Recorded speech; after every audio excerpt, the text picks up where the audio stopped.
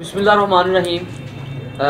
मैं इस वक्त मोबाइल शॉप है जहाँ पर इजी पैसा बिल वगैरह और मोबाइल वगैरह जो है ना यहाँ पर फीडो फॉलो करने के लिए आते हैं। ये बिल्कुल जफरवाल जंडियाला रोड, साथ ही GRD हॉस्पिटल है सरकारी, और बिल्कुल एक प्राइवेट अस्पताल भी, निजी अस्पताल भी है जो प्राइवेट है। यहाँ ये रोड बहुत मसरूफ़ तरीन रोड है, आमदोरफ्त भी रहती है, लेकिन सरे शाम जब शाम होती है तो ये शॉप जो है ना अक्सरियत बंद हो जाती हैं। एका दुका दुकान जो होती है वो खुली रहती है। तो ये मेरे साथ मोहम्मद शहजाद साहब हैं, इनसे बात करते हैं कल इनके साथ वाक़या क्या पेश आया। ये जो चैम गोइयाँ हो रही है, 2 डाकू थे, उनके पास असले से लेस थे और वो गन पॉइंट पर इनसे क्या ले गए हैं, क्या किस तरह उन्होंने सलूक किया और फिर इनका क्या आगे से रद्द-ए-अमल रहा। तो वो क्या क्या हुआ इनसे ही पूछते हैं। बड़ी अफसोसनाक खबर है कि ज़फरवाल में दिन ब दिन जो डकैती की वारदातें बढ़ चुकी हैं, राजधानी की वारदातें बढ़ चुकी हैं। पुलिस जो है इसको पूरी तरह नाकाम हो चुकी है कंट्रोल करने में। तो शहजाद जो भाई हैं इनसे बात करते हैं। शहजाद भाई बताइएगा कि आपके साथ क्या वाक़या पेश आया। बिस्मिल्लाहिर्रहमानिर्रहीम। वाक़या भाई ये पेश आया कि तकरीबन 6:45 का टाइम था रात को। मेरे पास एक लड़का और खड़ा था, किस्त जमा करवाने के लिए आया था। हम 2 लड़के इधर थे। अचानक से वो सामने इधर से 2 मोटरसाइकिल पे 2 आदमी आए हैं, सामने का मोटरसाइकिल खड़ी की है। एक उसमें से नकाब में था, एक ऐसे ही था। वो जो ऐसे ही था वो सीधा हमारी दुकान के अंदर आ गया। उस इधर मेरे पास खड़े हो गए, उसने आके अंदर मोज़र निकाला और गोल्ड मारा और मुझे कहने लगा कि सीधा सीधा एक साइड पे होके बैठ जाओ, नहीं तो मैं गोली मार दूँगा। ठीक है, उसने हम दोनों को साथ में लिया तो इधर साइड पे बिठा दिया। एक हमारे सर पे खड़ा रहा, दूसरे ने इधर से अंदर से इधर आके जो दराज में जो पैसे वगैरह थे वो सारे ले गए। तकरीबन 1.5-2 लाख रुपया था, वो सारे के सारे ले गए।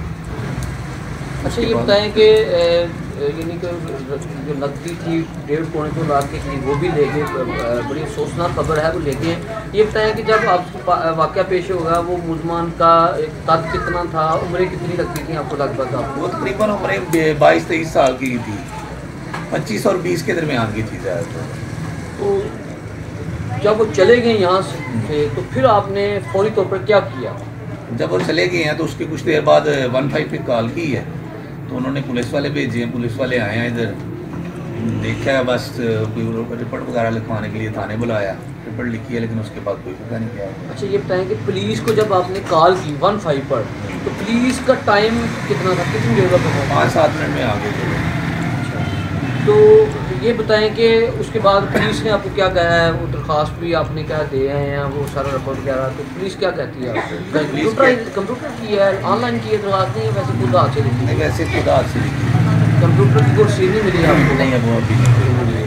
तो क्या कहते थे आपको? वो कहते हैं SHO कहीं गए हुए हैं, वो आते हैं तो फिर इंशाल्लाह मिल जाती है आपको।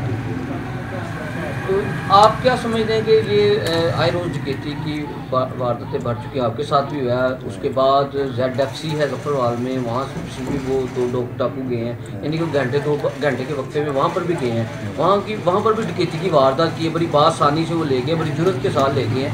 उनके पास असला भी था। तो आप क्या समझते हैं कि उधर भी होगी, आपके साथ भी ज़्यादती होगी, फिर और भी हो रही है।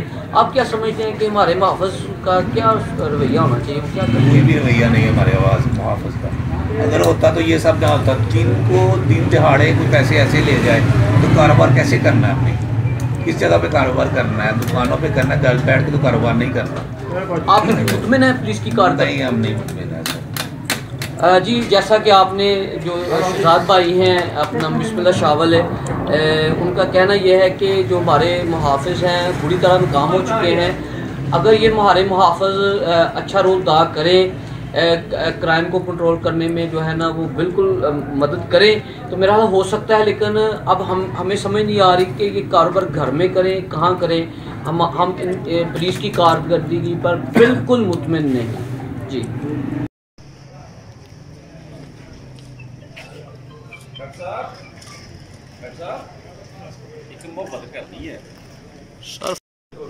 एक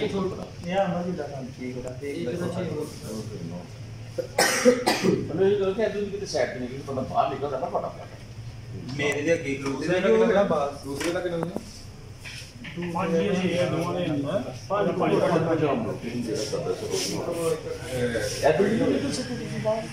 वो तो मेरे अगे खड़ा थे तो और बाकी कौन वो है ये दो भाई होते बह गए फैमिली आज बैठे थे बर्गर खाए करते तेनों नहीं पता मेरे अगे खलोते दा एक मेरे अगे खलोते दा एक कहदे अगे खलोते दा